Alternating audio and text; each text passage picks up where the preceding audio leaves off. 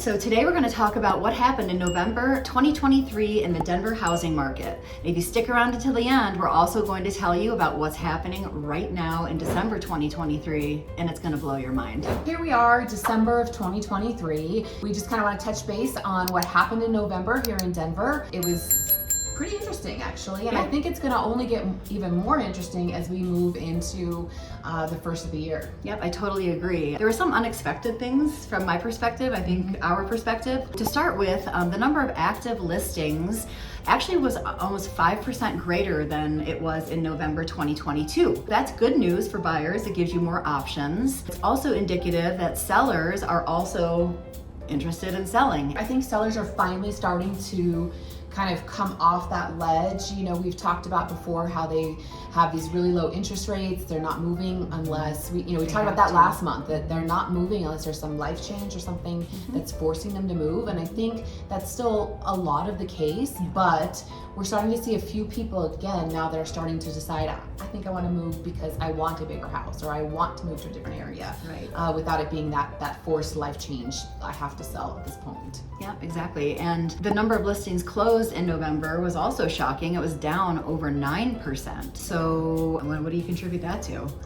Yeah, I think it's just that availability of homes and the sellers not wanting to sell, all that stuff we talked about the last couple of months, and the buyers not wanting to pay the high interest rates. There's weren't a lot of buyers in the market. We experienced that, I mean, it was a little bit of a downturn in the buyer pool once interest rates, rose and then kind of maintained that level. Well, now it's a little bit different, but once November hit, it was kind of like right before it was the peak, and hopefully that will rectify. And I think a little bit of that too might have just been what we've seen in years past with seasonality. That's true.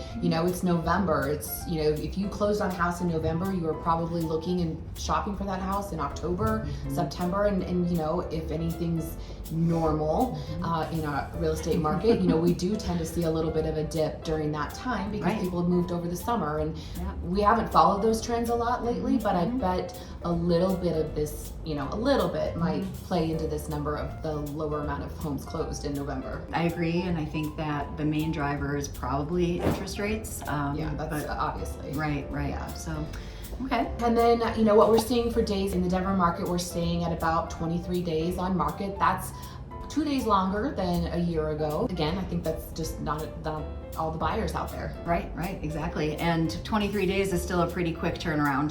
3 weeks, Yes. I mean, there's still homes, again, they're priced right, and you have that buyer that's serious, they're going, in a week, whereas it's the longer ones that are overpriced that are sitting longer, and you merge those together and you get roughly 3 weeks on the market. Right, exactly. And I think sellers are also recognizing that their house isn't going to sell for $50,000 over asking in this environment. And so now they're more reasonable and more realistic about what their home should be listed for. And Michelle and I take a lot of pride in, selling our properties for at least 100% of what we ask. It's our goal to get more than we're asking. With our expertise, we're able to give you that perfect sweet spot where you list your property, at or just a tiny bit below what is fair, and that is what tends to draw up those prices. The price. And it's definitely, not leaving money on the table. When you look at different agents' stats and things, there's a whole bunch of things you got to take into account on that. But I think we just try to be fair with it and have honest conversations about, our seller's goal is to sell the house for the most amount of money in the shortest amount of time, or whatever timing or money they need. But we work with that to be honest up front, and just that's a win-win for everybody then. Exactly. And you're happier in the long run because your house isn't sitting for 6 months. You're not living through showings and having to keep the house clean and all those things that go with what it's like to have your house on the market. Yeah, that's a fact. And then weeks of inventory were just about the same as last year, just under 10 weeks. Still not a very balanced market, as we've said in the past. 4 to 6 months is a healthy market, and we're not even at 3. So again, that's just coming from limited buyers. I think it's limited all around on both sides because there's not enough buyers, not enough listings. Interest rates are higher, so you put all that together and that's what you get. Okay, so time out. We just want to let you know who we are and what we're doing and why we're doing this. So I'm Michelle Wise. And I'm Cheryl Crown. And we are living in Denver, Colorado. We are real estate experts here in the Denver metro area, and we make these videos basically just to inform you and kind of let you know what's going on in the Denver market and what it's actually like to live in Denver, Colorado. Exactly, and we love your comments. We would love for you to subscribe. We would love for you to stay in touch with us through calling, emailing, texting, whatever it happens to be. But with that, let's just get back to the information we're ready to share. Yep.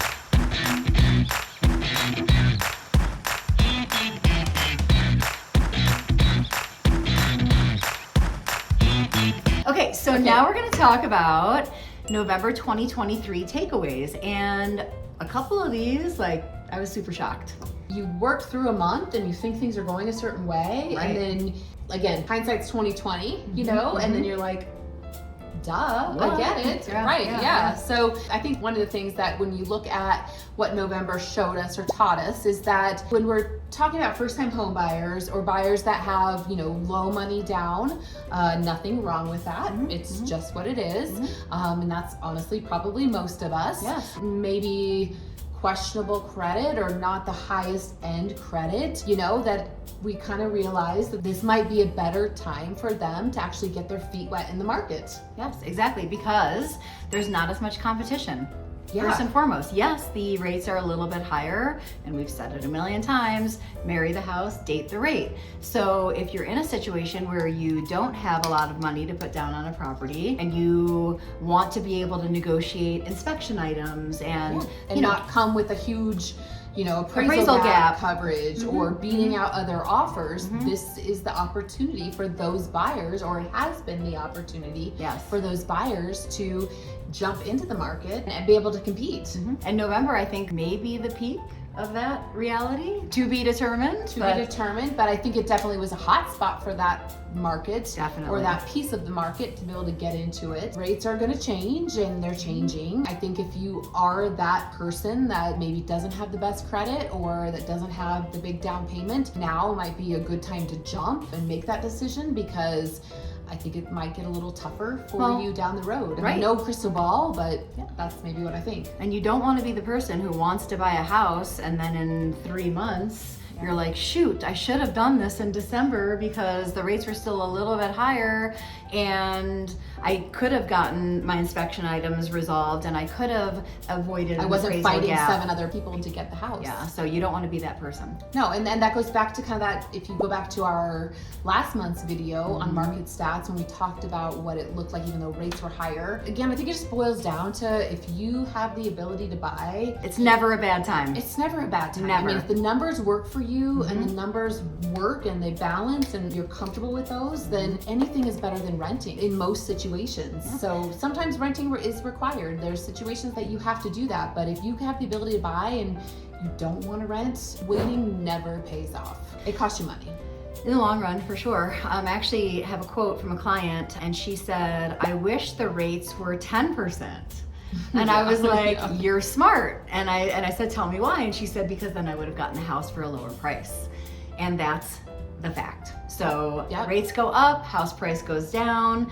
In 3 to 6 months, you could be paying an additional 1, 2, 3, 5, 6% than you pay today. In the total cost of the house. Right, but your rate might be lower, but that doesn't mean that you have more equity or that kind of thing. You have to look at the numbers and what those numbers mean for you, because what numbers mean for me may be fine or they may suck, but they may be 180 degrees different for your situation. Yeah, and our lenders, we have so many preferred lenders and they're all unique and they all offer different portfolios that they can help you with 1099 bank statement loans or W-2 traditional loans or CHFA, which is government assistance. I think it just goes to show, like, you don't want to be one of the many numbers working with these big international banks or 1-800 numbers or something like that. You want to find somebody that can sit down and talk with you about what your situation is.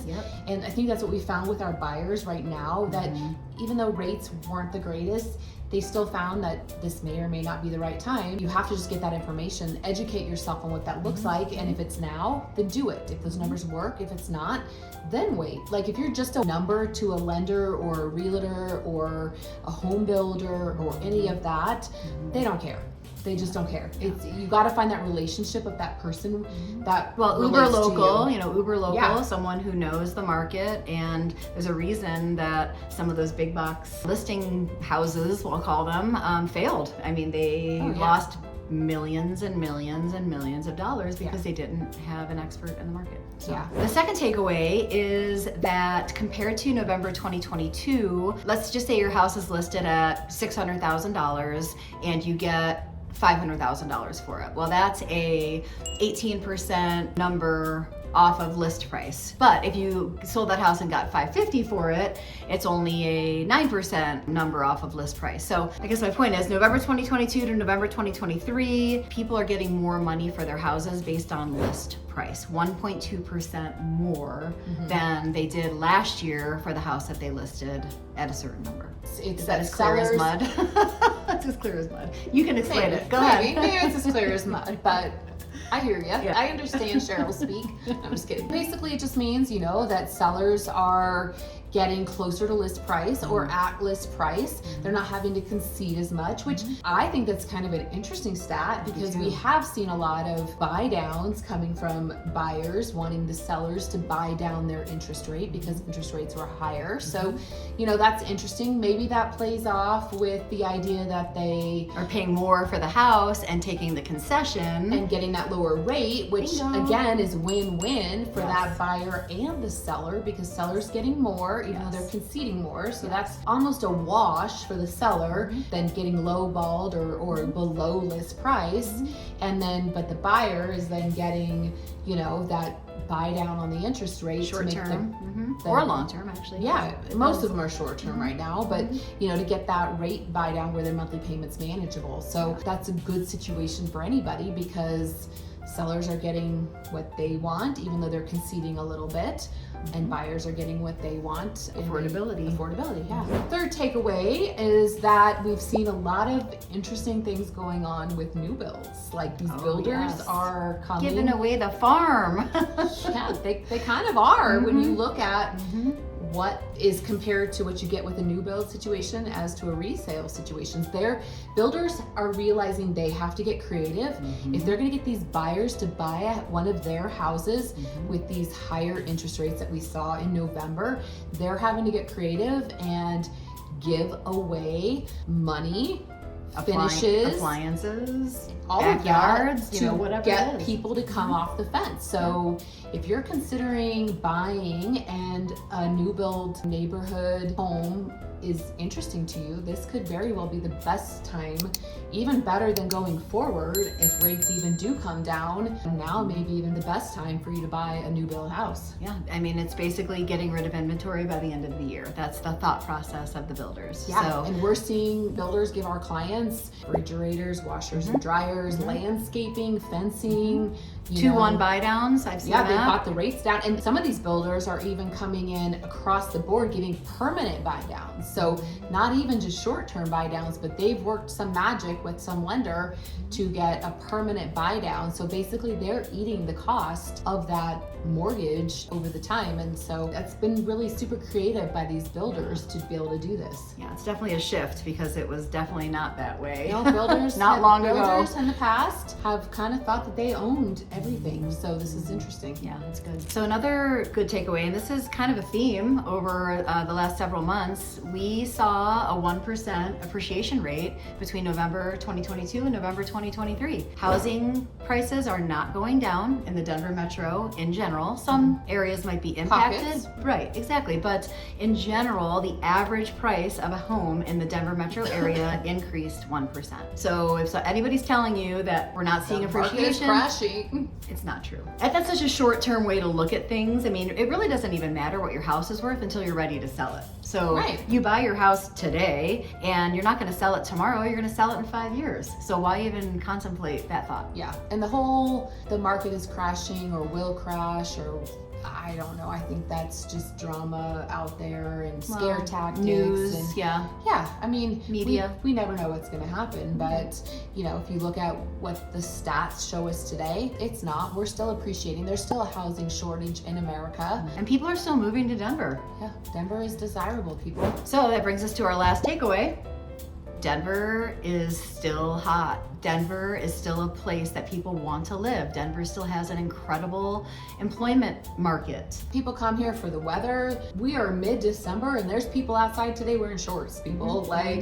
We just had lunch and they're Sitting wearing outside, shorts. right? Yeah. Right. So, Enjoying. that's not typical, but that's Denver. Like, there's nothing typical about Denver weather. So people come here because of the weather, the outdoors, the job market, affordability in relation to the coasts, maybe not Midwest, but you move here from the Midwest, you get a better job, something like that. Like, people are still moving to Denver and our market is still growing. So with that means housing prices continue to go up and people are still coming here. Yeah. So, that's kind of what all these numbers this month showed us.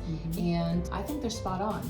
I think it's what we've seen with our clients. Cool. All right. So we did promise we were going to talk to you about December 2023. We'll give you a little peek into what's happening this month in Denver and I guess in the United States in general. I think coming up for 2024, we just had the feds meet last week and they said they were not raising rates again. In fact, they had said that they were going to cut rates multiple times over the next year. And so the reaction within the market was very favorable. Yeah, the market ignored so many typical statistics that they normally feed off that would increase rates, but rates came down last week substantially. So, and I think you look at that going forward into 2024, and what does that mean to you as a consumer, a buyer, a seller, even a renter, like what does that mean for you if you're moving to Denver and rates are supposed to be cut multiple times next year? Well, the word on the street is that for every 1%